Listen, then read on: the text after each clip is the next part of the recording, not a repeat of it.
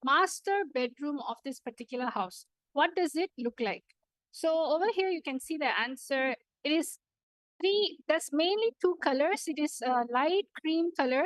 The wall and the flooring, it's almost the same color. It's just that one is it is a fully carpeted master bedroom, and it has a ceiling fan, one window on the side, queen size bed, you can say.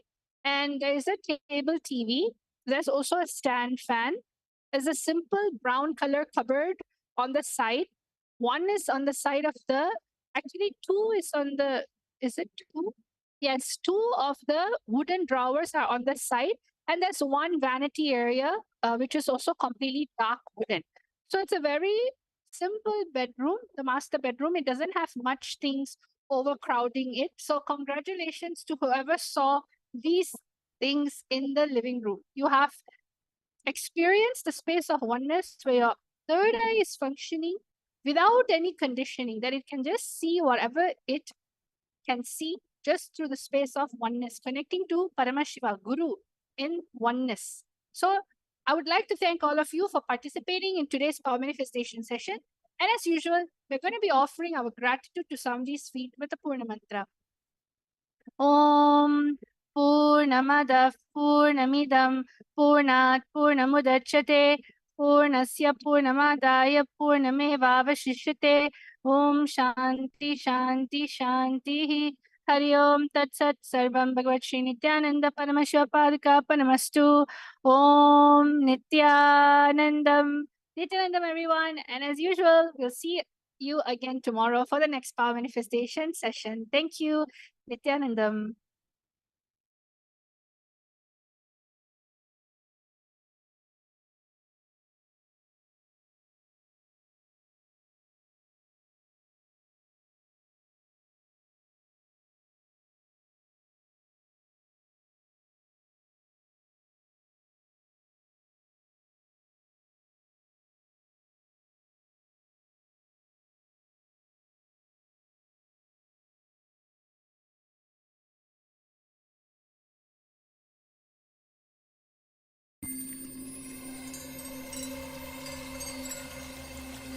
I welcome you all with my love and respect. Let you all open all your three eyes. Om Nithyananda Paramashivoham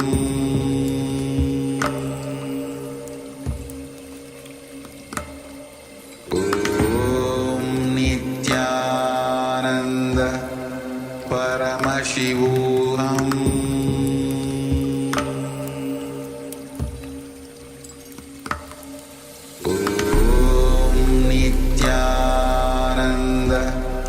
Paramashivoham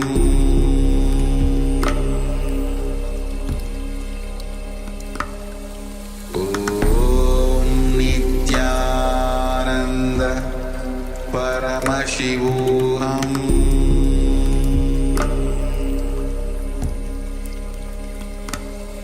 Om Nithyananda Paramashivoham Paramashivoham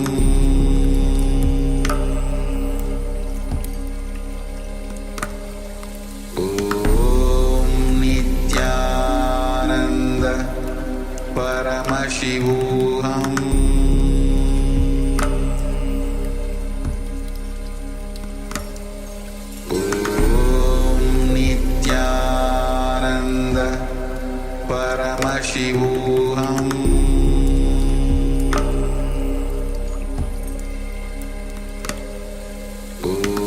Om Nithyananda Paramashivoham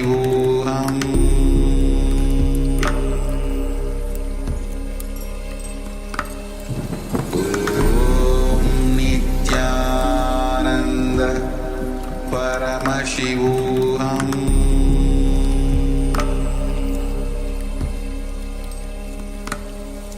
Om Nithyananda Paramashivoham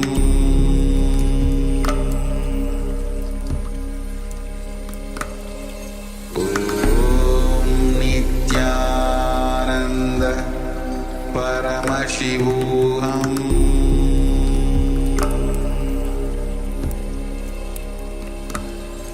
Om Nithyananda Paramashivoham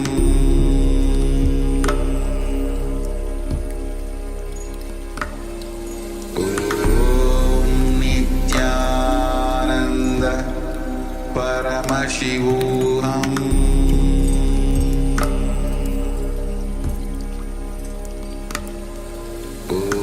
Om Nithyananda Paramashivoham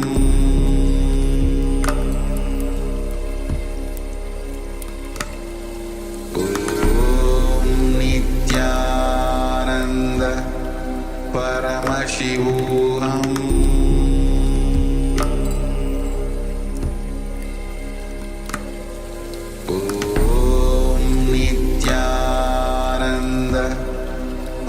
Paramashivoham Om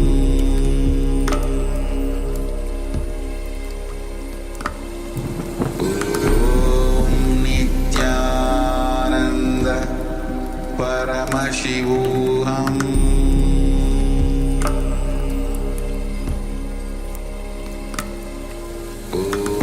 Om Nithyananda Paramashivoham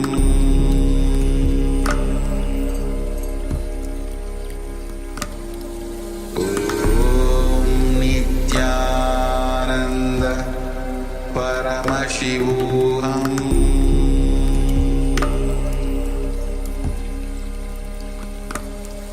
Om Nithyananda Paramashivoham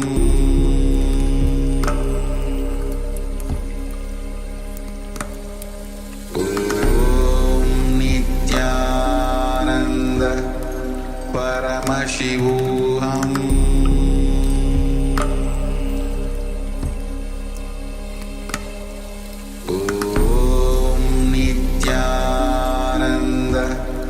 Paramashivoham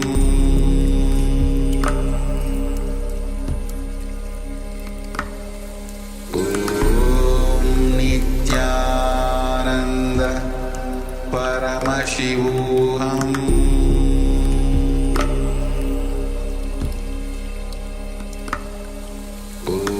Om Nithyananda Paramashivoham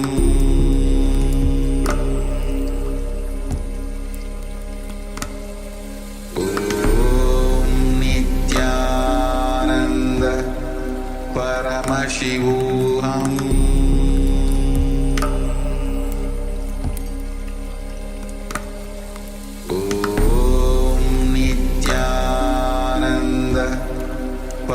Paramashivoham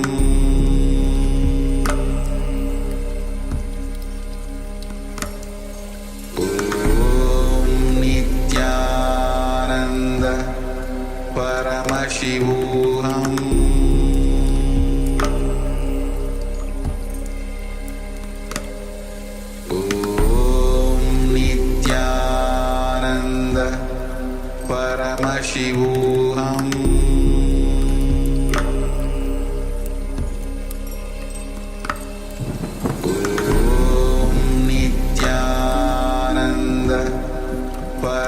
Paramashivoham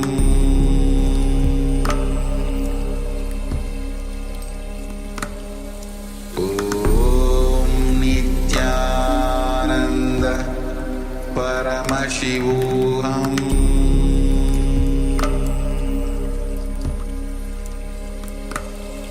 Om Nithyananda Paramashivoham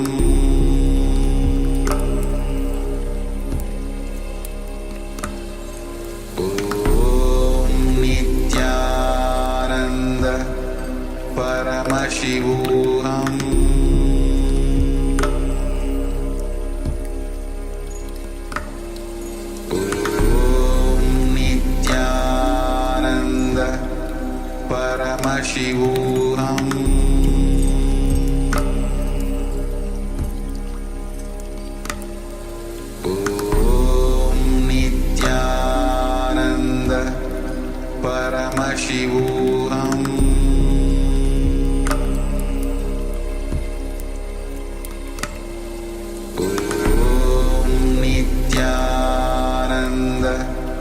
Paramashivoham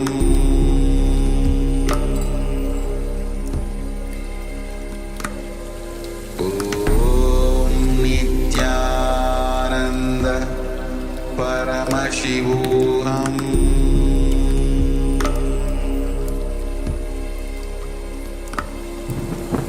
Om Nithyananda Paramashivoham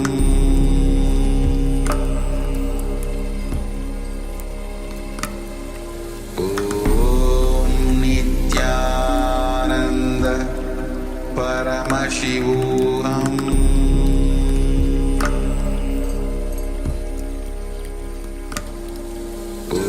Om Nithyananda Paramashivoham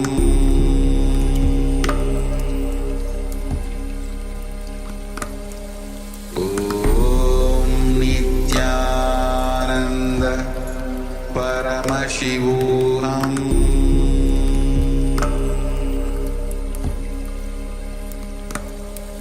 Om Nithyananda Paramashivoham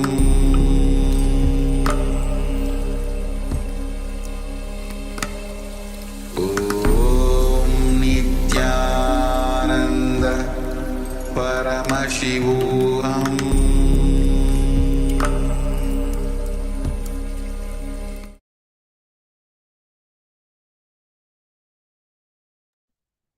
Nithyanandam Paramasukadam Kevalam Jnanamurtim Dvandvatitam Gagana Sadrisham Tattvamasyaadilaksham Ekam Nityam Vimalamachalam Sarvati Sakshi Bhutam Bhavatitam Trigunarahitam Sadgurum Tam Namami. Nithyanandam, everyone. Yes, Nithyanandam. After this profound revelation and darshan with Swamiji and the beautiful power manifestation, which most of you participated and had amazing revelations and manifestation, let us now enter into the next session. Now, towards the end of this day, we are coming to receiving more and more powerful cognitions, especially the understanding about the reality that we face and what exactly is real and what exactly is illusion. Yes, so with this, let us get ready for the powerful revelations from the Supreme Pontiff of Hinduism. Requesting everyone to please come on camera and let us come to the space of listening. Let us bring our awareness. So requesting everyone, we have a number of participants that have the camera switched off. We have Ma Zhang Tzi Hao, we have Ma Mahasatya and Parasatya, Ma Nyana Priyananda, we have Ma Nitya Nartana Priya, Ma Suganyana, Ma Nyana Prakashini, Ma Nyana Swarupini, Ma Ananda Paramashakti. So requesting everyone, please switch on your cameras and be available in the camera frame.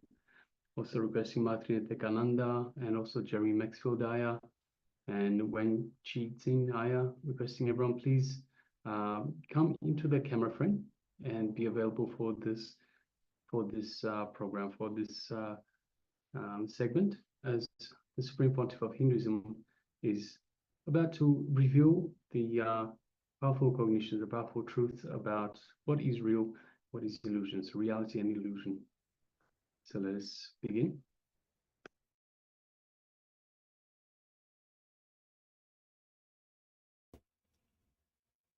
Today I'll share few ideas about our mind and the way in which our reactive mind works, the way in which we think, why we think the way we think, and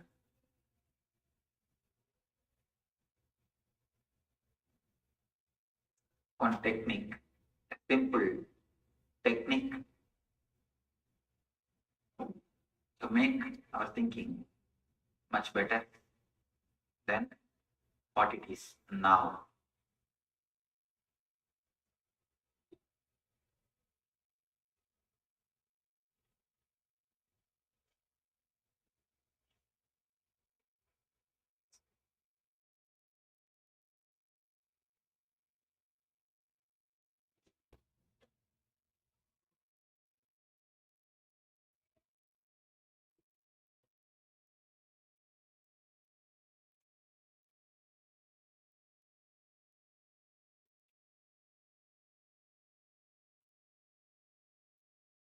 The ancient rishis, ancient masters have done a lot of research on mind, how it works, and how we can develop, how we can use the system in a much more better way, how we can handle it for our success in a much more better way.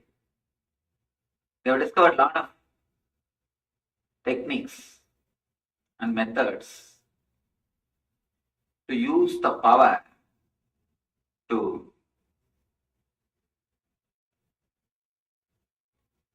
express the power of the mind in the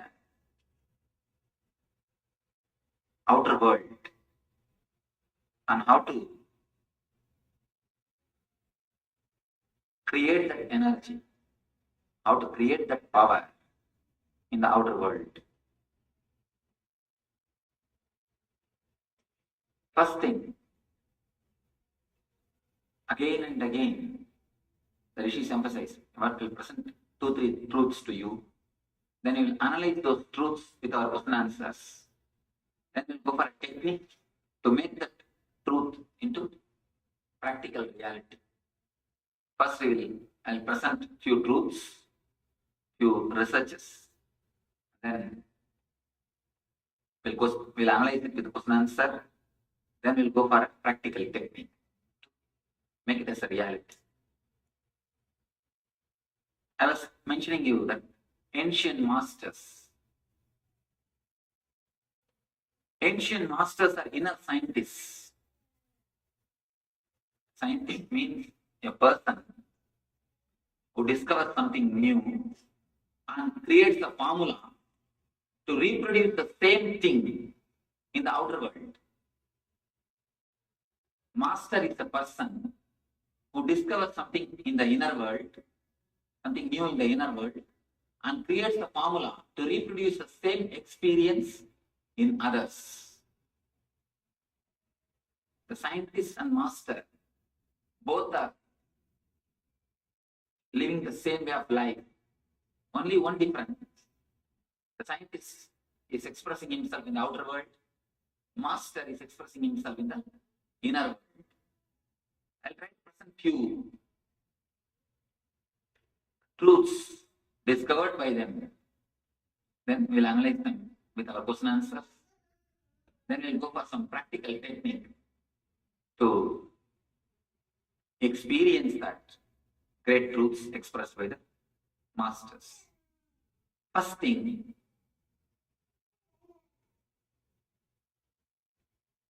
our world, whatever you think as the world, is made of the same stuff in which our dreams are made. Please be very clear. This is an important statement.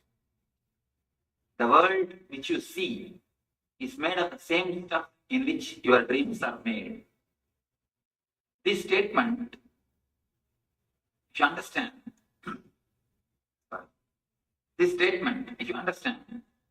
you can use this statement for many purposes. One, the power with which you create your dreams.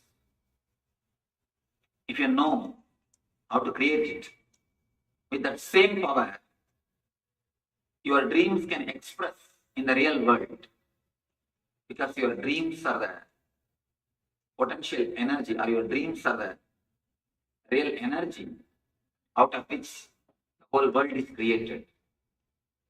Next thing, whatever you are seeing is created by you. So naturally you have the capacity, you have the independence, you have the right to change the whole thing. You always think our life is an accident. No, it is not an accident, it is incident. If you understand this one statement, the world is made of the same stuff in which your dreams are made. So many ways your life can change. First thing, your visualization, your thinking pattern, your imagination with which you create your dreams, that will be regularized. You will not waste too much energy in contradicting dreams, self-contradicting imaginations. Most of the time, we create imaginations or dreams, it contradicts itself, through which we create a lot of confusion, a lot of difficulties. The next thing, the moment the power wasted in the unnecessary imaginations, if it is conserved, the energy which is wasted in unnecessary dreams, if it is conserved, if it is put to the proper use, the real life or the reality what you see will be much better than what you live as on now. The next thing, you will have an important ability, the power to realize your dreams, and above all, whatever you see as a reality is nothing but one more dream. Two things, the capacity to make your dreams into reality and realizing all the reality is nothing but your dream. These two will transform your whole life. The capacity to realize your dreams, that is what we call energy, power, which is necessary to live the whole life, which is necessary for the outer world, the power of intention, the power of creative visualization, the power of constructive visualization, the power to use your dreams. All these things are very important to live the life beautifully, to create whatever you want in your life, to achieve whatever you want in your life, to create the energy and the mood to live, to achieve, to get whatever you want. The next thing, an important thing which science has missed, the intelligence to realize whatever you see as the reality is nothing but your dream. Only when you understand that, you settle down with yourself. As long as you have only one part of the understanding, you need to understand two things: the capacity to make your dreams into reality, and realizing the reality is nothing but your dream. The other day, one of my friend, doctor, American doctor, his name is Dr. Murali Krishna, he was talking to me, he was sharing an important thing.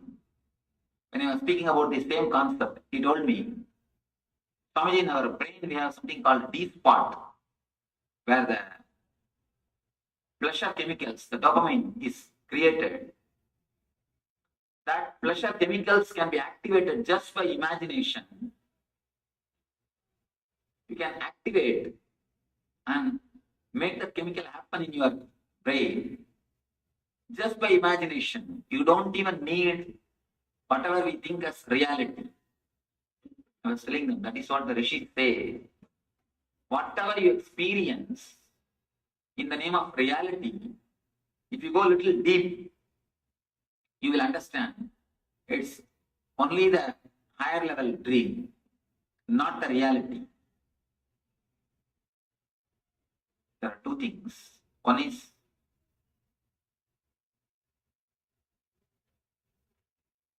collecting all the arguments and passing judgment. Another one is having a judgment, collecting arguments to support the judgment. Most of the time in the world, we have judgment. Then we start collecting arguments to support the judgment. Now we take it for granted. As such, this world exists. Then we go on collecting only arguments to support that judgment. In the beginning, you decide what you see is reality. Then you start collecting arguments to support that judgment. We never question our assumptions. In many places, we assume many things comfortably without even bothering. Is our basic assumptions are right or wrong? That is the reason we don't use the power of mind. Our mind has got so much of power. Understand this one example. In the dream, you dream. In the night time, you dream something. The dream you can see, you have the capacity to create a whole world. Your whole dream world is just created by you. You open up, create, live as long as you want. When you want to wind up, you just pack the whole thing. Can you imagine you have so much of power to create a world? You have so much of energy, capacity to create a world. If you can create a world with this mind, you can do wonders. Only thing, we do not know how to tap that energy, how to use that energy, how to bring that energy into the real life. Look into your own being. So many times, again and again, you experience the power of your mind. But the difficulty is, from the beginning, you are taught, you are brought up with some particular concepts. Because of those particular concepts, you miss miracles which is continuously happening in your life. One small example. Sometimes, when the cell phone rings, suddenly you will remember some friend's name whom you have not seen for years. When you pick up the phone, you will see that he will be on the line. When your house bell rings, calling bell rings, suddenly you remember somebody's name, some friend's name. When you go and open the door, you will be standing there. Same way, you are in the party, talking, laughing, enjoying. Suddenly you will think that something is going to happen after a few minutes. Somebody is going to come and somebody is going to leave. Simply after a few minutes, you will see that person is coming. Suddenly, beyond your intellect, beyond your logical system, something will erupt from your being and you will see that it becomes reality. How many of you have experienced this kind of incidents? At least once in a, you can see. If it happens in one person's life once, then you can say it's a coincidence. Understand? If it happens in somebody's life randomly, then you can say it's a coincidence. In so many persons' life, so many times it has happened. Then how can we call this as a coincidence? No. It is not coincidence. Without even your knowledge, your being is trying to express its capacity. Your being is much more than what you think. You are much more than what you think. Your capacity, your energy, your power is much more than what is told to you. From the beginning, from the young age, you are brought up with some particular ideas. Your mind means this is the capacity. Your body means this is the capacity. This, you are taught. I should share one of my experience. I was living with a Indian tribes, a group of tribes in India. You will be shocked. People give birth to kids without pain, without medicine, without any attendant. It is their regular life. I myself have seen some deliveries. They give birth to kids, no attendant, no pain, no medicine, nothing. Just an open place, a small hut. The person goes inside, comes out with a baby. I was shocked. I asked them, don't you have pain? Don't you feel pain? They said, pain? Why? Why we should feel pain? I was just shocked. They don't even know the idea of pain. Even after talking to them, 4 or 5 days, I was not able to make them understand there is something called pain exists. And I tried my heart to convince them, but they were not able to understand. They said, pain? Why? Why should there be? From the beginning, they are not taught there's something called pain happens to them. I was shocked. Then I understood how many times we undergo the word pain, suffering. How many times we hear those words? How many times it gets recorded into our system? How many times it goes? Actually, when these words go into our system again and again and again, that creates an idea. This is the situation, means you have to respond like this. If this is the situation, you have to respond like this. You create an idea.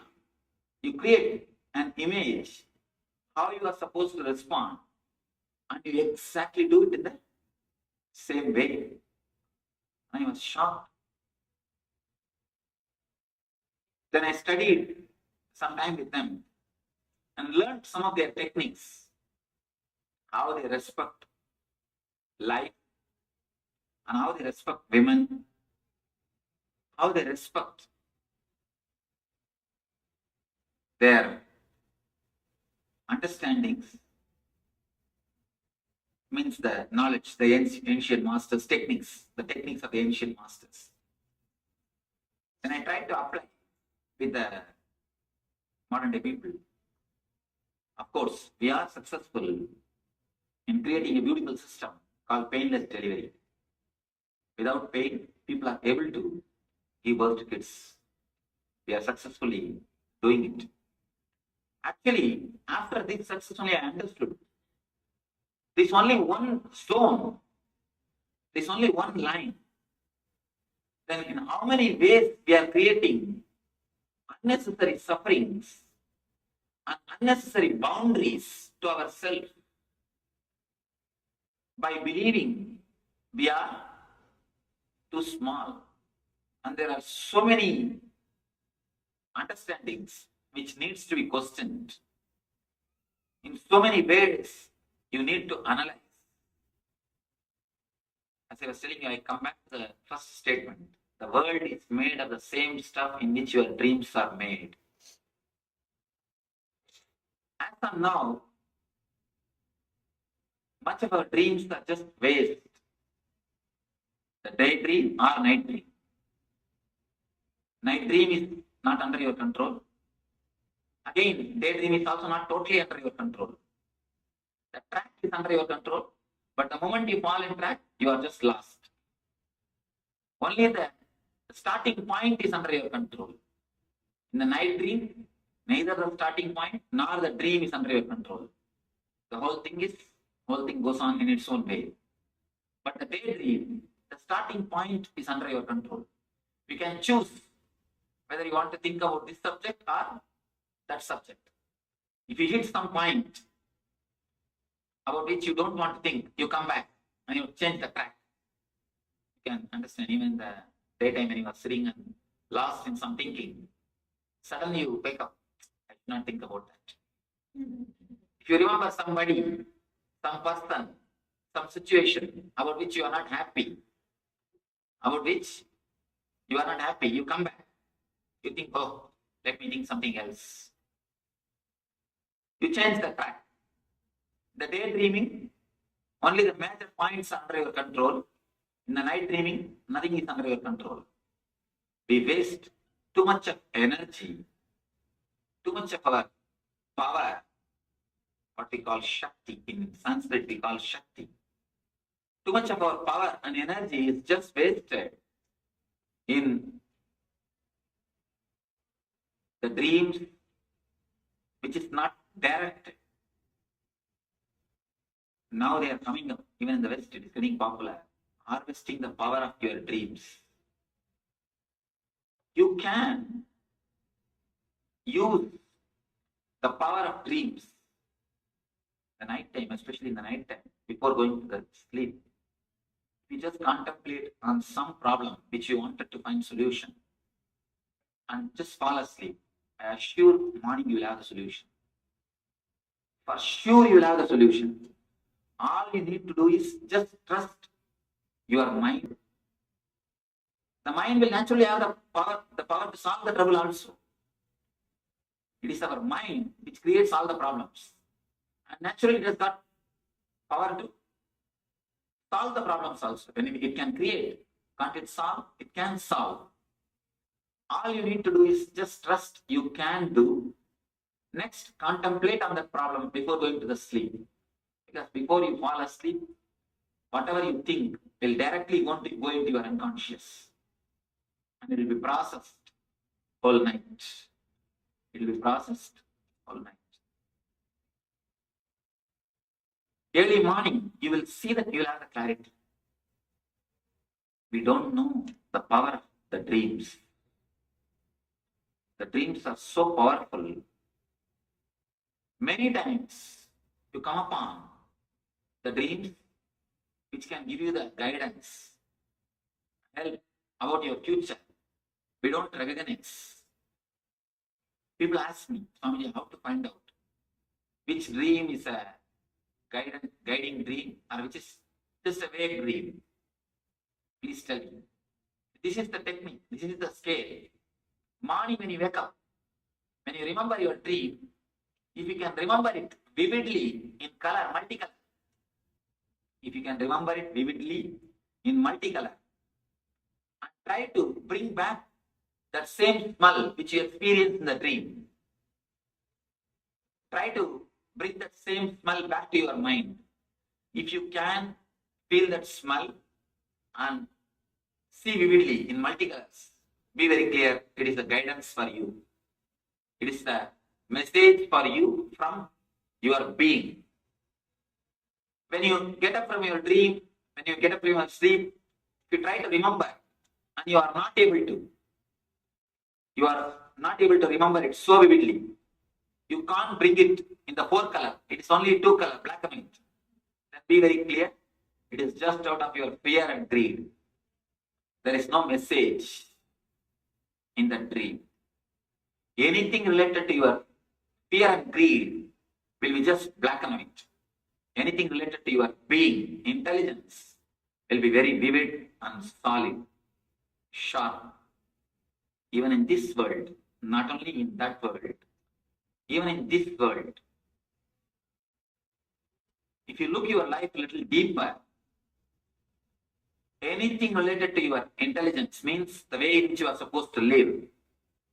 Anything related to your being, anything which is going to make your being blissful, anything which is going to be the path for your life, you will see those memories when you close your eyes and remember them. There will be a solid visualization. There will be a solid light. If it is based on your fear or greed, the moment those thoughts come up, you can feel that uneasiness within your being. Of course, I am speaking very subtle truths. If you are a little introspective, if you are working with your mind, if you are already a little meditator, a little bit of meditation, or yoga something, if you are exposed to this line a little bit, you can understand what I say. The moment you get some thoughts based on fear or anxiety, immediately you can feel butterfly in the stomach. Because there is the energy center in the navel, which is directly related to your depression or the worry. There are many energy centers in our body which is directly related to some of our emotions. And if we can handle these emotions, the proper technique, what I call meditation, the proper techniques, you can express, you can open up new dimensions or powers which is in your being. Even in your day-to-day life, even in your so-called day-to-day life, any thought, any energy which is going to help you, the moment you remember them, you will have a very ease, cool feeling inside your being. The thoughts which is not yours, which is just imposed upon you. Sometimes thoughts can be imposed upon you without even your knowledge. It is imposed upon you through advertisements. Media gives you a lot of ideas which is not yours. It is imposed upon you without even your knowledge. You are just beautifully exploited without even you realizing that you are exploited. Many of these cosmetic products, these advertising agencies, they know where you should be touched. And the sex is the weakest point. That's the reason any product aimed towards the youngsters, you will see very clearly the sex appeal. Because directly it goes and gets recorded into your being. You are exploited without even you knowing you are exploited. If we can be a little more intelligent in our thinking system, whenever you sit, you relax, or whenever you think, whether you are driving or sitting and talking to your friend or reading, just try to witness your thinking system. Just try to create a little gap between you and your thoughts. Just if you can create a little bit gap between you and your thoughts, you will realize you are creating self-contradicting dreams. Means you are draining your energy. First there will be a thought, I should go to this place and see him. Immediately there will be a next thought, no, let me not go there. I don't think it is going to work out. Before you even consciously know what is happening in your mind, there will be self-contradicting thoughts. These self-contradicting thoughts, continuously when it happens inside your being, you live in a space, what we call in Sanskrit. In Sanskrit we call that space as Hiranyagarbha. Means chaos, ultimate chaos. You are neither interested towards moving this path, nor in that path. You continuously create thoughts for both sides. You continuously create this side and this side both. I've seen many times people coming and asking me, Swamiji, should I sit here and attend the discourse? If I tell them, all right, sit here and attend, immediately all the arguments, why they should not sit, will line up in their mind. No, I have this work, I have this, I have that, I have to do that, I have my class, I have to go here, I have to go there. If I tell them, no, you can go and attend your programs, you attend your classes, attend your things, immediately all the arguments, why they should sit here, will come up in their mind. No, if I go away, I will miss all these things. This is more important. Why I should sit here, better I will sit here. Your mind is such, you stand any side, we create such a thinking system. Stand any side. The other side, all the arguments will stand. Continuously, we are in a space called dilemma. This side and this side and this side and this side. At least 10 minutes, if you can take for yourself, every day. You see, we give appointment to so many persons. We give appointment to so many persons, but we don't give appointment to ourselves. Just 10 minutes. You don't have to do anything. Take appointment with yourself. Sit with yourself and just see how your mind is wandering.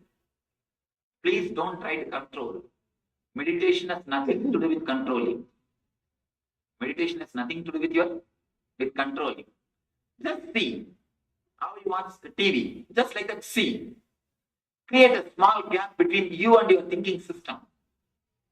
You will understand.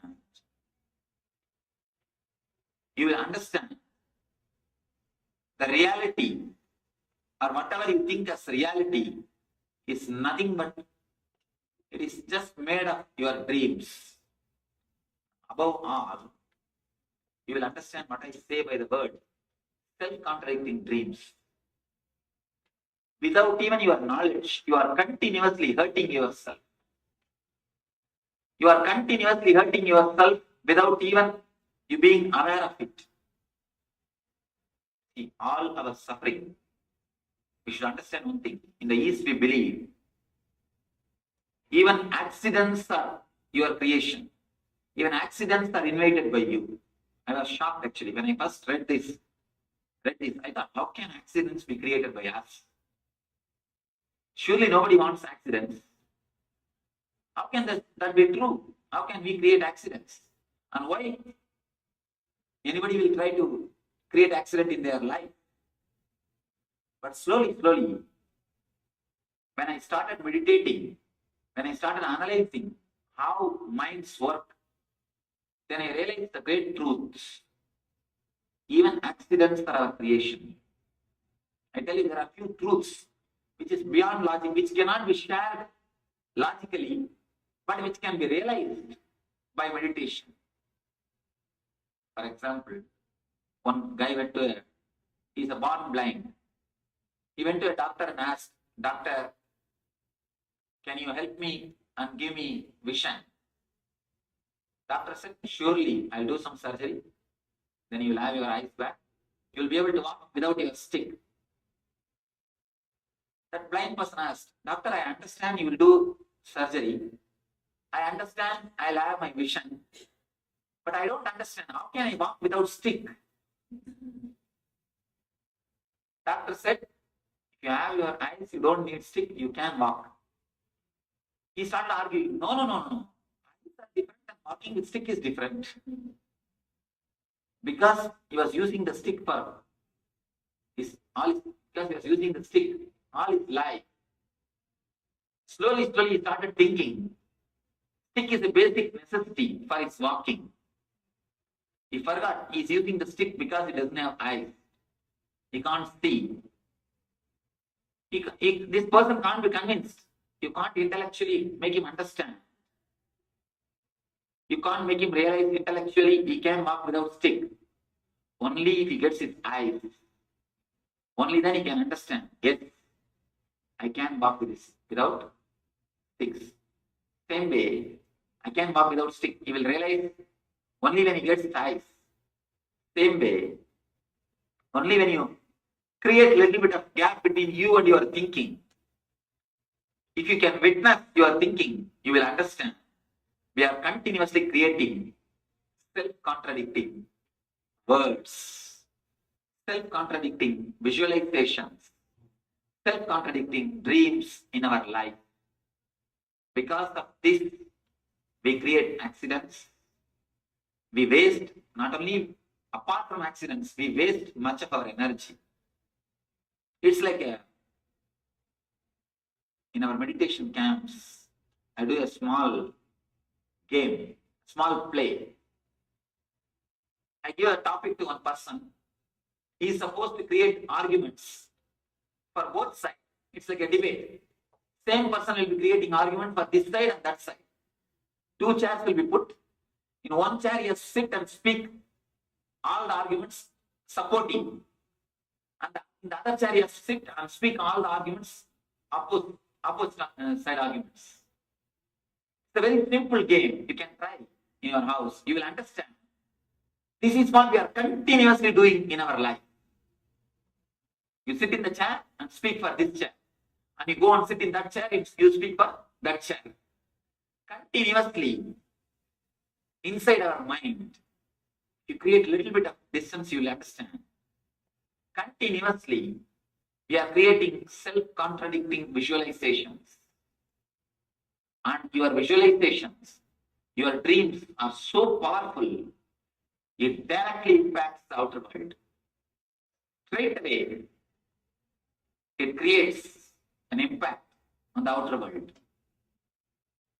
Now, the other day I was reading a book, beautiful book, Messages from Water. In that book, the doctor, the person who did the research with water, he did a beautiful research on water.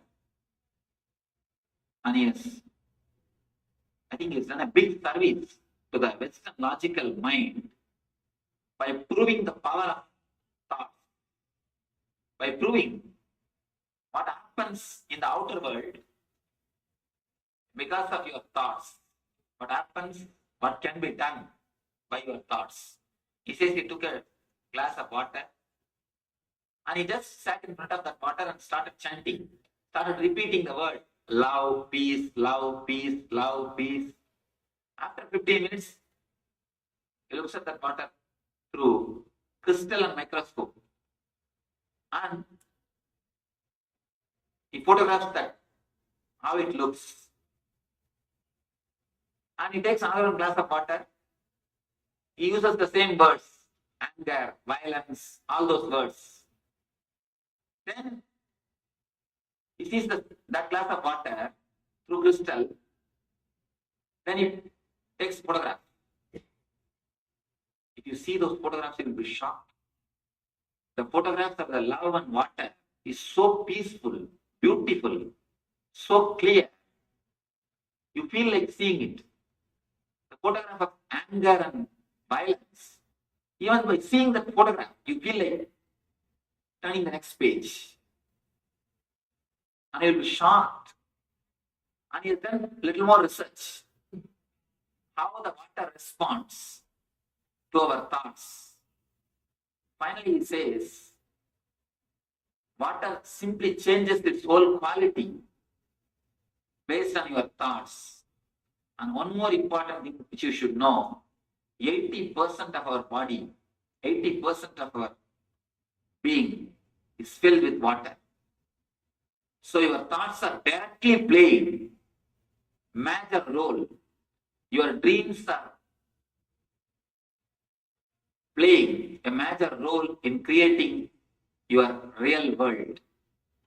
Your real world. And he comes to a conclusion. Why in the East people use mantra? Why in the India people again and again repeat some particular word? Again and again they repeat a particular word to create a particular mood and energy in the person.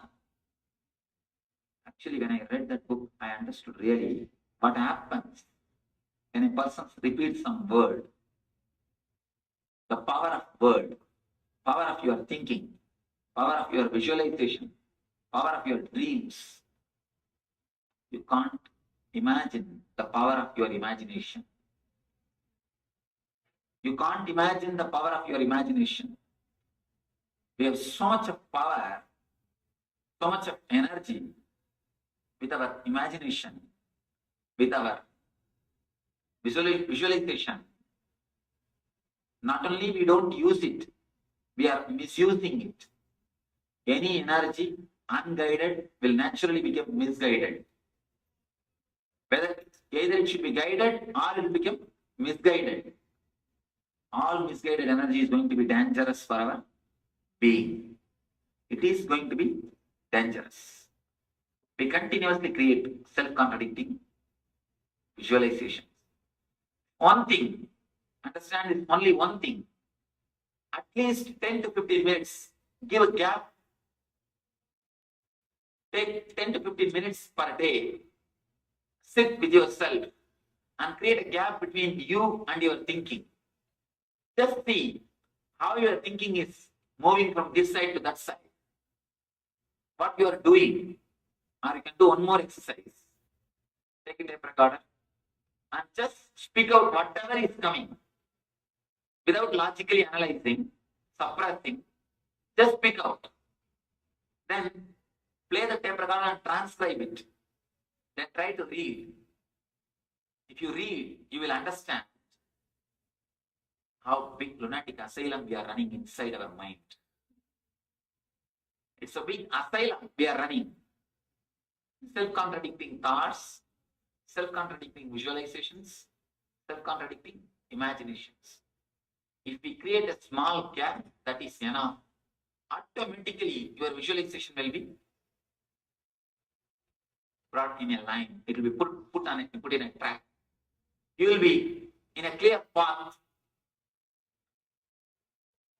Actually, the more you create a gap between you and your thinking system, the more you become witness, more you will become intelligent. You will not be just taken away. You will not lose your balance by this chaos which is happening inside our system.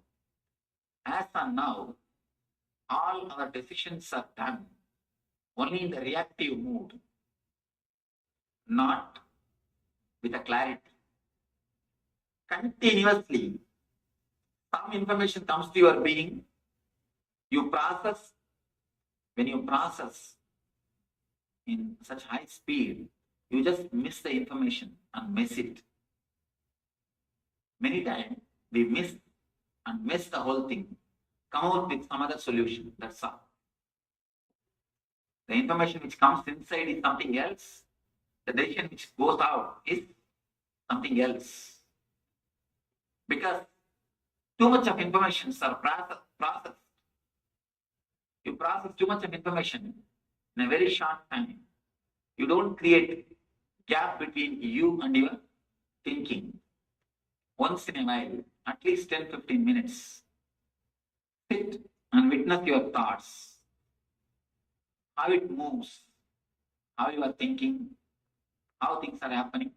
Please don't try to control, don't try to suppress. Just allow the thoughts moving. Then you will understand you are creating self-contradicting thoughts. Our thoughts are the main cause for all our struggles, difficulties, and problems. And because it is unguided, it becomes misguided and creates a lot of confusion in our being. Above all, we are not realizing the true potential energy of our being. Just create a gap between you and your self, your thinking. You will realize the word. Your dreams are made of the same stuff in which your world is made. Or your world is made in the same stuff in which your dreams are made. If you understand this one statement, you can alter your whole world. Whatever is your world, it can be just transformed because it is in your hands. The moment you understand this one statement, you have a possibility of transformation in your life. You'll analyze this one statement and how we can apply this statement in our day-to-day life with your questions.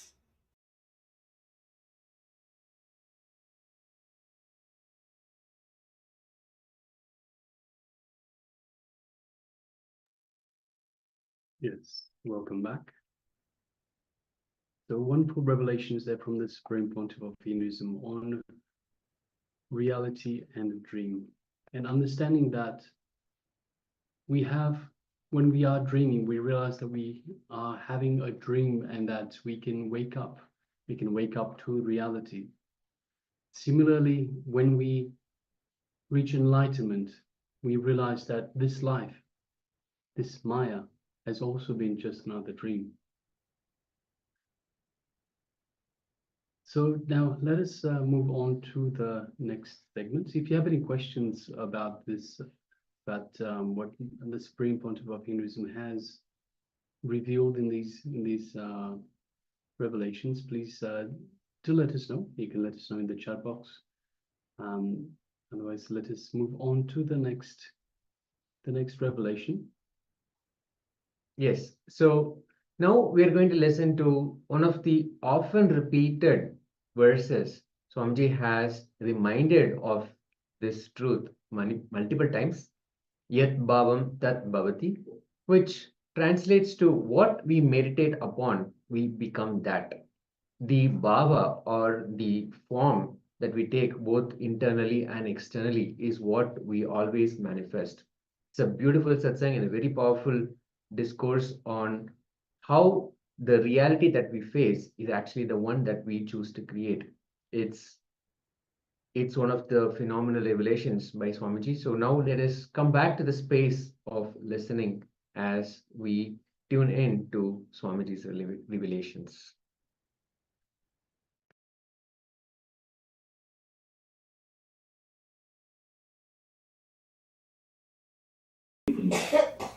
In front of kids, if the father and mother fight, kids also learn that words. Get lost. Let you be damned. All these words they learn from parents. And this goes inside their neuro-linguistic programming. When they repeat those words again and again, they create that same emotion. That is why a person who again and again listens to the Vedas, even if you don't understand, if you continuously listen to the Vedas, the Sahasranama, Lakshmi Sahasranama, Lalita Sahasranama, Vishnu Sahasranama, all these things, even if you don't listen, if you just listen once in a while, once in a 10 days or once in a 15 days, once in a month, even that very listening will cleanse your neuro-linguistic programming. Your NLP will be cleansed. The very listening will help you. Because feeding of the good words inside your NLP itself is a great thing. When you feed these good words inside your NLP, that itself is a great thing. If you don't feed these great words, what you will do? You will be feeding all dirty words. You will be sitting in front of TV and watching all those things. All those words will, only that words will go inside. Especially with the kids. When all these words goes inside, again and again they repeat these words and create the same emotion. For example, if you repeat the word peace, peace, peace, peace for 10 times, without even your knowledge, even if you don't want, you will start smelling that peace in you. You will start feeling that peace in you.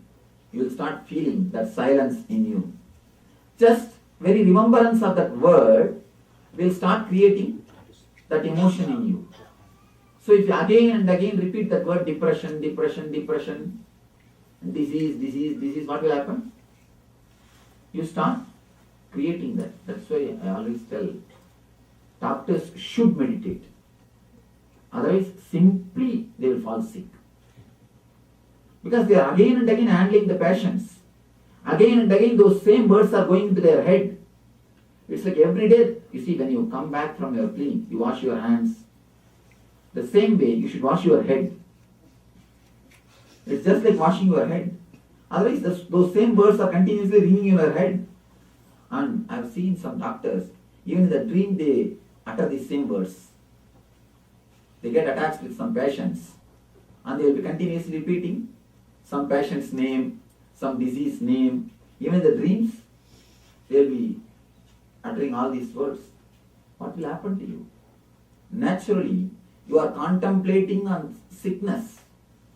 Yat bhavam tat bhavati. In Sanskrit they say, what you think, you become that. What you visualize, you become that. Knowingly or unknowingly, continuously you are visualizing passions, sickness, disease, the word depression. What will happen to you? Naturally, it is very difficult. It is very difficult to keep that high energy, to keep that up energy. So, before patients meditate, doctors need to meditate. Actually, it is a basic thing for doctors to meditate. It's like cleaning themselves. And even if you are a doctor, even if you can't meditate, have some, like this, some mantra, some chanting, some good words. Even if you don't like Sanskrit, at least have some English words, good words. Peace, bliss, ananda, some good words. And let continuously those words ring in your ears. Again and again try to infuse those words inside your system. That will help you. So that the depression, disease, passion, the same words will not be going inside your head. When you live in a solid way, in a particular way, you miss the reality. It's like usually you see only 120 degree, only 120 degree. The other part is missing. But life is not just 120 degree. Life is 360. Not only this side 360, it is this side 360. It's not only one 360, it is the other 360 also. Horizontal 360 and vertical 360. But all you have is only 120 degree vision. You live in a solid way. As long as you live in a solid way, you use only 120 degree vision. And that also slowly reduces. That also slowly reduces. The more prejudices, less life energy. The more judgments you carry with you, less arguments you listen. Because already the judgments are there. You are not ready to listen to the arguments. You are not ready to live the life. The more solid you became, more dead. When you become completely solid, you are ready to live in your graveyard. Graveyard is the best place for the solid people. That's why. The moment you become solid, what they do? They put you in the graveyard. See, actually, the more you become solid, you make your house as a graveyard. Look at your own life. Analyze a little bit. What we are doing in our houses? Nothing but sleeping. The joy, laughing, dancing, singing, all these things are lost. It has become a remote thing in our life. Only once in a while, rarely, when you go to some party, when friends are pulling you, then you come out. All these things are lost. We have lost in touch with the reality. We have lost in touch with the living, with the life energy.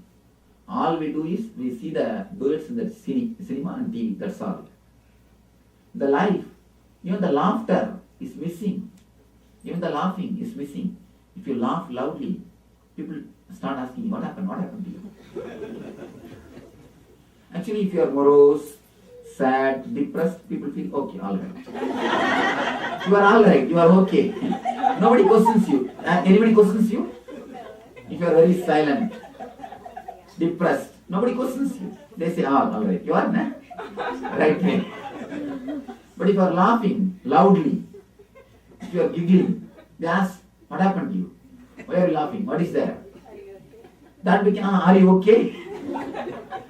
That became something unusual. See, living in a solid way has become lifestyle. Living in a solid way has become a reality for us. That's what, living with 120 degree vision. Living with what we want to see. One more thing. Living with a real life is risky. Because life takes its own course.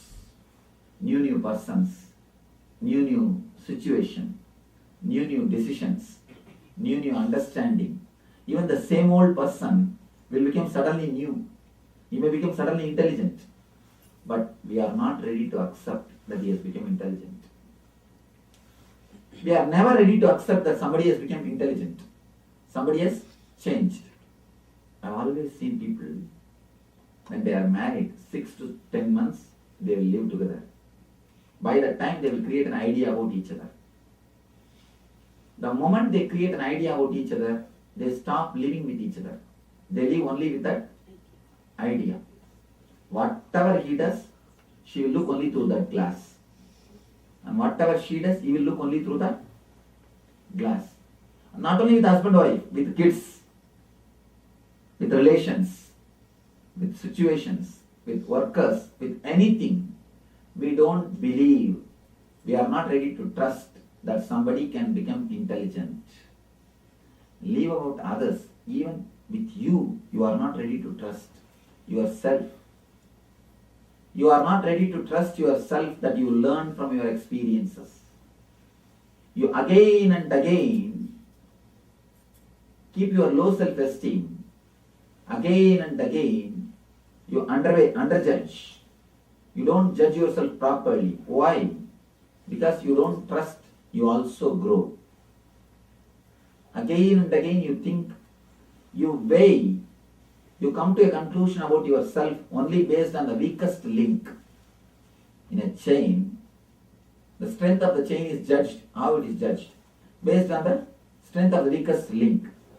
Same way, you also continuously judge yourself based on the weakest link. But your life is not a chain. You cannot be a chain. The strength of the chain can be judged based on the strength of the weakest link. But with you, it cannot be the reality. See, when you have the weakest moments, you are very dull, tired, depressed, low. You can't say you are always in the same mood. You are supposed to judge you with your high mood, with your maximum ability. Then you will bring your low moments also to that high level. If you judge yourself based on your low moods, you will bring your high moods also to that low level. Oh, whatever is said and done, what will I do? Finally, I will end up like this only. You will have a clear-cut conclusion. I may start this business. Anyhow, I know how I ended up in last other two businesses. Same thing only I am going to do now also. Let us do what can be done. This is a way of thinking. The problem is, the worst curse you can have is this mental setup. If you have this mental setup, be sure you will not go to hell after death. Because you are living in the hell. You are already in the hell. This mental setup is what I call hell, nothing else.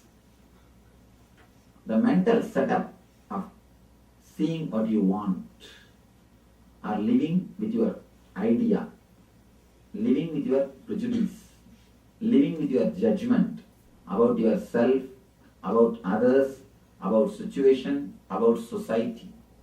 That's another one thing. Continuously everybody blames the society. And it's a great pleasure to blame others actually, especially for Indians. To talk about others, other Indians, other Indian community. I went to so many American cities. And of course, usually NRIs are our main devotees. The percentage is NRIs only more. I have always seen they go on blaming the group. Each one, when they come near me, they blame the other group. When that person comes near me, they blame the other group. Swamiji, you don't know about this group, you be careful with that group. And when that other group comes to me, they start telling me, Swamiji, better be careful with them, you don't know about them. And continuously blaming the other group. Once you decide some idea about the society, you never think that person is also intelligent. He must have done some mistakes some 10 years ago. You are not ready to let go. You are not ready to let go. See, I have always seen people who are ready to let go, they live in heaven. They live in heaven. Even if they do all sorts of mistakes, even if they do all possible wrong things, whatever you call socially, even if you think that they are characterless or whatever you think, but if they have this one mental setup of let go, that letting things disappear or letting the things happen, people who don't keep file, I have seen, they always live in heaven. The other group is also there, who are very disciplined, strict, but they never let go of the things. They keep a big file. They neither forgive themselves, nor they forgive others, they continuously suffer. People come and again ask me, Swamiji, why do good people suffer and bad people live happily? Actually, bad people can let go. They can forgive themselves and forgive others. If you have that one habit of forgiving you and forgiving others, whatever bad qualities you have, you will never suffer. You will never suffer. And there is no other bad quality according to me. According to me, the only bad quality is keeping big file on your head. Keeping a big file on your head. Continuously referring that file. The moment you see her in the party, you don't smile directly. You just refer that file. And then smile. You don't go and give your hand. How are you? You don't directly hug. You just refer that file. What is the past? And then you smile only that much. You open only 2 inch or 1 inch, or you don't open. You just turn your head and go away. And especially with Indian community, I always see with Indian community continuously referring files. See, according to me, the only bad habit is the continuously referring files. Continuously referring files. One thing, he or she would have done some mistake in the past. And how can we think that he has not grown at all? She has not grown at all. Everybody grows. Everybody grows. Everybody takes their own time. And one more thing, the people who don't forgive others, they don't forgive themselves also. Understand? They don't forgive themselves also. They will be continuously torturing themselves. The guilt and the anger is one and the same. If you are angry with others, you will be creating guilt about yourself. Don't think you can be intelligent. You will only blame others and you will not blame yourself. No. You are not so intelligent. If you have wrong words, violent words against others, you will use those same words about yourself. With yourself. The power of the spoken word is not small as you think. The spoken word is as powerful as a sword. It's just like a sword. If you try to kill others, naturally you will commit suicide. If you use the wrong words towards others, if you are not able to forgive others, you will not be able to forgive yourself also. According to me, the only bad quality is not able to forget things. Not able to forget things. If you have the memory loss, please be very clear, God is blessing you. You have the things of the divine. Now really I tell you, people come and tell me, Swami, please give me memory power. Please give me past life memories. I tell them, Arey, last 50, 60 years memory itself is haunting you. If you get the past life memory also, what will happen? The smile which you are having now, once in a while, that also will disappear. That also will disappear. So many people come and tell me, Swamiji, he drinks too much. He does all these things. She does all these things.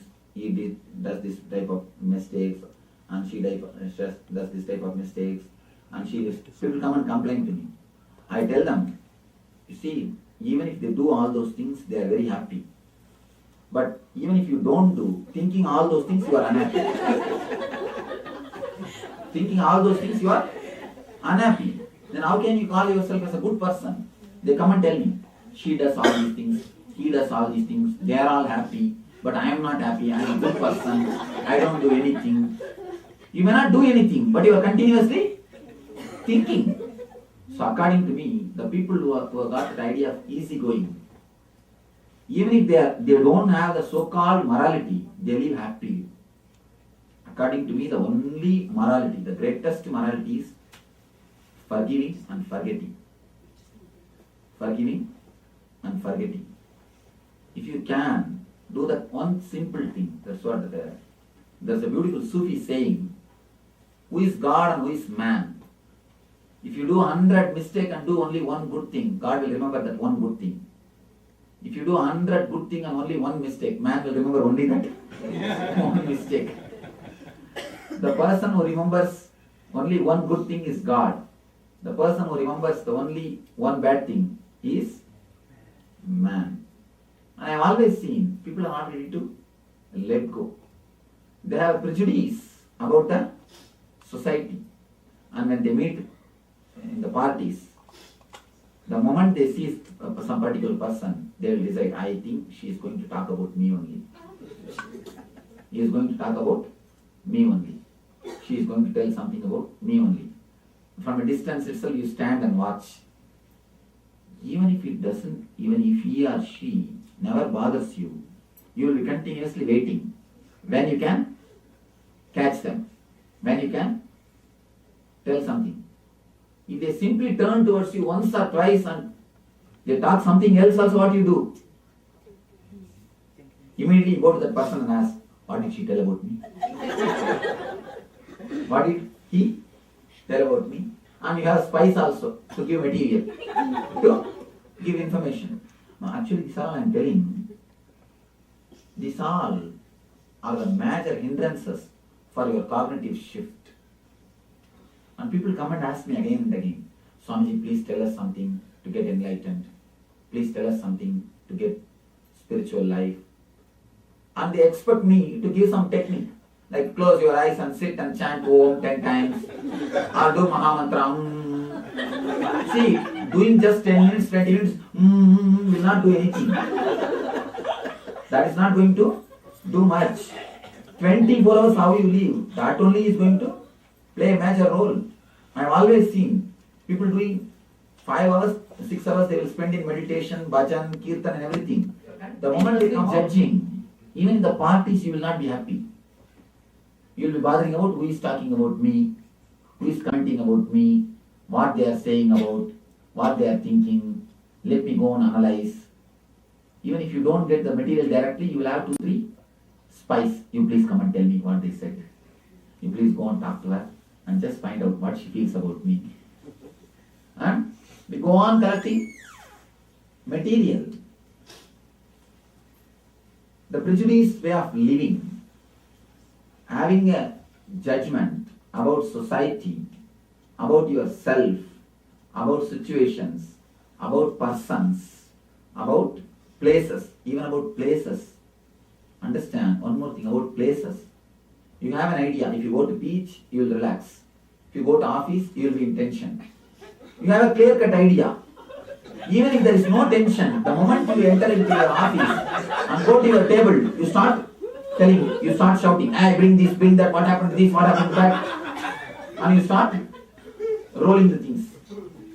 And there will be no work practically. You will be simply sitting and meditating.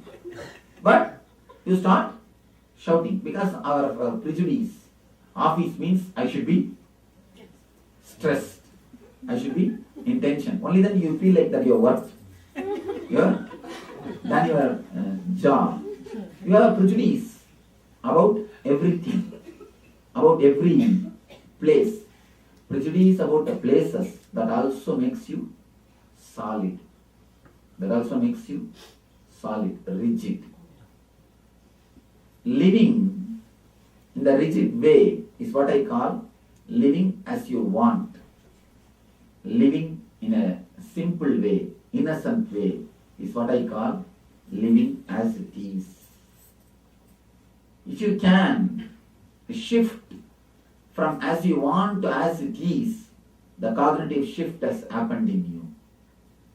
Try. I'm not saying you need to do some tapasya 24 hours. No. There is no need to sit inside the fire. There is no need to sit inside the fire and do the panchatapas, all those things. Nothing is necessary. Sit in your office and be happy. That's enough. Sitting in your office, try to relax. Again and again, consciously break these prejudices. Prejudices which you have about the persons. When you see somebody next time, if you have a prejudice, try to drop and look at him or her as he is or as she is. Try in a very simple way. Decide next 11 times I will not have prejudice about her.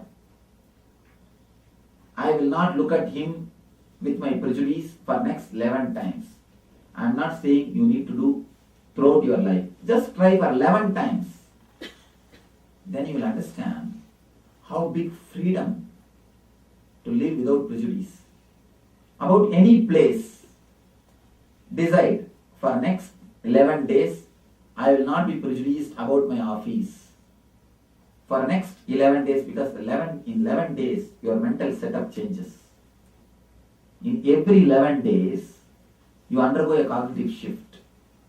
Undergo a cognitive shift. That is why they ask you to do Ekadasi Vrata. Every 11th day you are asked to do Vrata. Because every 11 days, once in 11 days, your mental setup changes. Next 11 days, I will not be prejudiced about my office. Next 11 days, I will not be prejudiced about my relationships. Next 11 days, I will not be prejudiced about my society. Next 11 days, I will not be prejudiced about my families. Family or friends or any other relation. Next 11 days, I will not be prejudiced about my body. One more thing, you have prejudice about your body. You decide, if I stand in the cold for 2 minutes, I will have problem. You decide strongly. And actually you may not have a problem, but you again and again touch your throat. I think I am getting. And you get it. And you have a clear-cut idea, if I don't take coffee, I will have headache. And you are so clear, and the moment that day coffee is delayed for some reason, if you are missing the coffee, you continuously concentrate on the head. I think I am having a headache. I think I am having a headache. Till the headache comes, you don't leave. You meditate and bring the headache, only then you are satisfied. Now things are going properly. Things are going properly. You have prejudice about your body. About everything you have prejudice. You live with a mental setup of what you want. If you can liberate yourself from that mental setup, simply the cognitive shift has happened in you. Instead of living with mithya, you will start living with nithya. From mithya to nithya. From ephemeral to eternity. It's a very simple concept. You see, it is. I have not said anything which you don't know. Whatever I said, you know. The problem is you know too much. That is the problem. You know too much. When you know too much, you take it for granted. You take it for granted. A small story. One guy wanted to sell his house. He went to the real estate agent.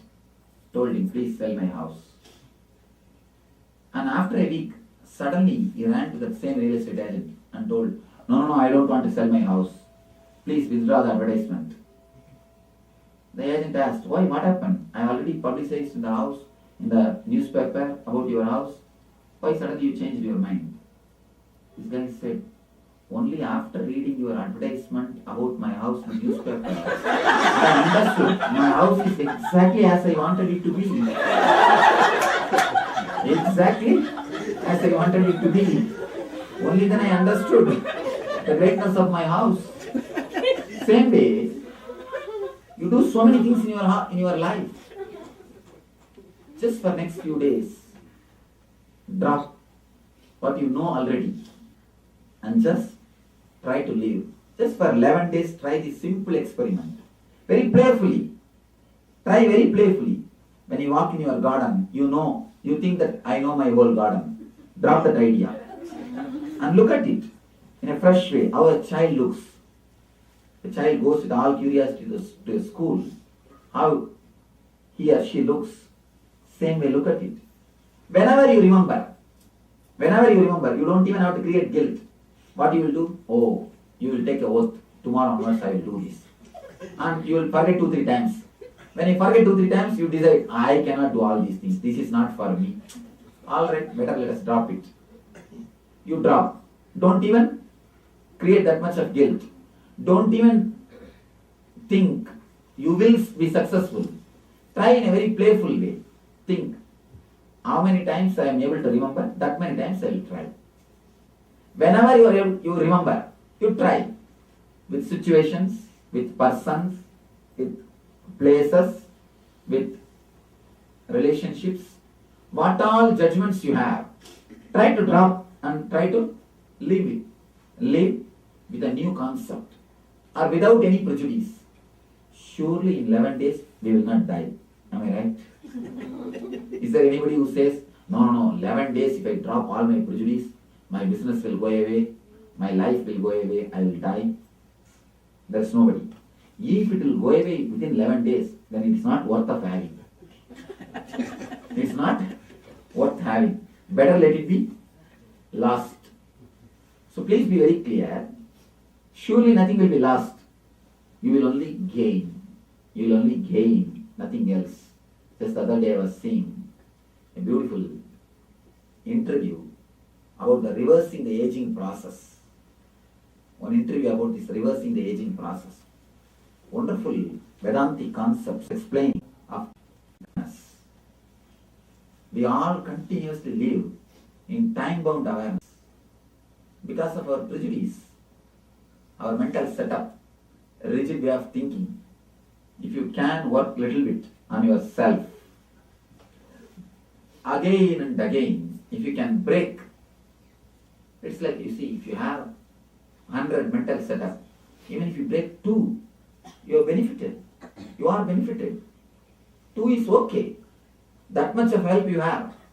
And after a week you can break 2. After a week you can break 2. If you take, I'll break 2 mental setup in a week, that is enough. In 1 year you will become enlightened. Next year when I come, I will have at least 100 people enlightened in Los Angeles. We can say, 100 people enlightened in Los Angeles. Simply you can become enlightened. Live about enlightenment. We can live at least a happy, blissful life. Happy and blissful life. Just try for next 11 days. I'll drop my prejudices. Whenever I remember about the life, society, body, actually, you are prejudiced that you will die in 80, 90 years. That is why your body is getting weak. That's an important reason. You don't know. I have met one person who is 136 years old. And I asked him, how are you able to live? He said, in our society, I am a middle-aged man. People are living. No, he said, really. People are living 200 years, 230 years. I asked, how? He says, in our elders' tombs, it is clearly written, human being's life is 300 years old. If somebody dies in 210, 250 years, they write, he had unnatural death when he was 210. They are right. So that is the way the Tibetan monks, lamas, they have even done a research on them. And it is true that they live for 200, 300 years. Their life system. Nothing but a simple understanding and belief that they have a clear-cut idea, human being's life is 300 years old, that's all. But you have a prejudice, you will die in 80, 90. So that is why your body is preparing only for 80, 90 years. So your idea about yourself is a basic need to live happy life. Whenever you can, whenever you remember, again and again and again, try to break the mental setup with which you are living. Simply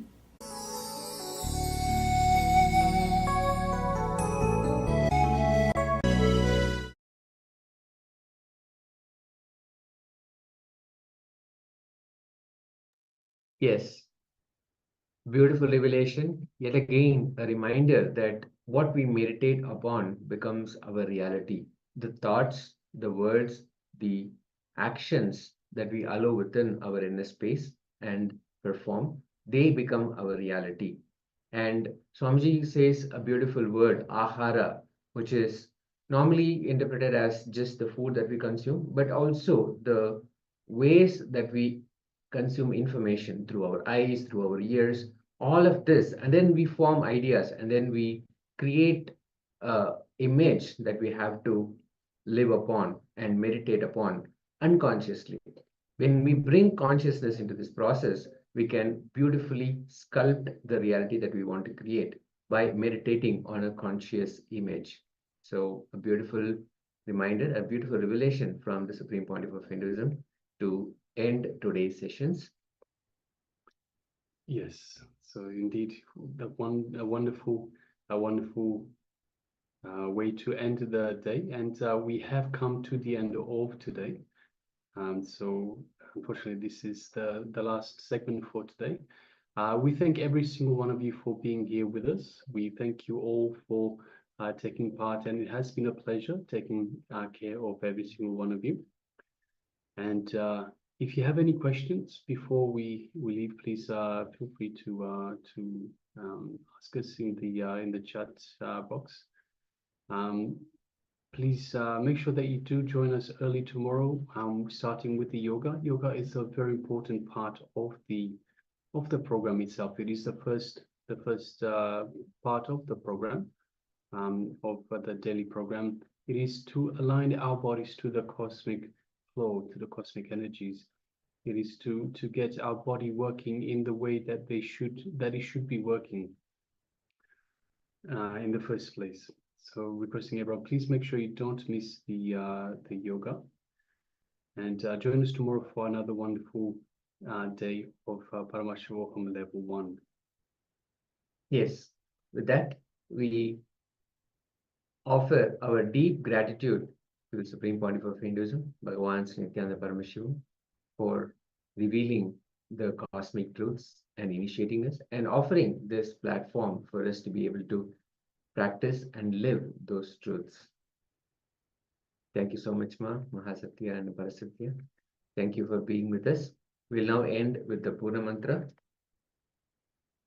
Om Purnamadav Purnamidam Purnat Purnamudachyate Purnasya Purnamadaya Purnamevavashishyate.